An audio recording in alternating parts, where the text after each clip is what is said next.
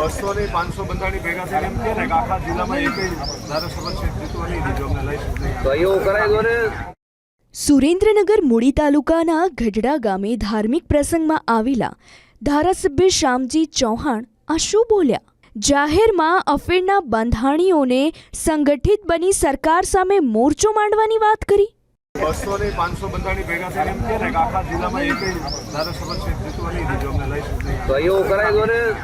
ધારાસભ્યશ્રી કહી રહ્યા છે કે 500 બંધાણી ભેગા થઈ સરકારને કહે કે અહીં એકે ધારાસભ્યની સીટ નહીં જીતવા દઈએ જો અમને લાયસન્સ નહીં આપે તો. જો કે આ વિવાદિત બોલ બાદ ભાજપના ધારાસભ્યને લાગ્યું કે ખોટું બોલી ગયા છે. જુઓ સ્પષ્ટતા આપતા શું કહ્યું.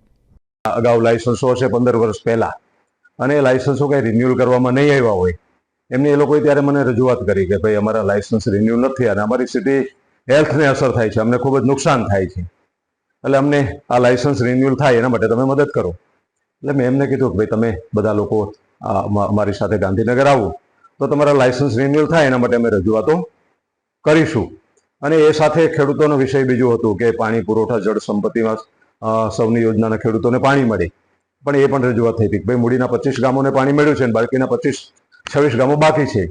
તો એ સમયે આપણે રજૂઆત કરી અને વહેલો તમને સૌની યોજનાનો લાભ કઈ રીતે મળી શકે એની પણ ચર્ચાઓ થતી હતી. બીજી વિકાસના કામોની ચર્ચા થઈ, પણ એમાં કોઈ મારા હિત શત્રુએ જે આખો વિડીયો, જે પૂરો વિડીયો એ મૂકવાને બદલે કટિંગ કરીને શોર્ટ ખાલી આટલું જ કે ધારાસભ્ય બદનામ કઈ રીતે થઈ શકે એવા હિત શત્રુએ આ પ્રકારનો વિડીયો મૂકી અને વાયરલ કરેલ છે.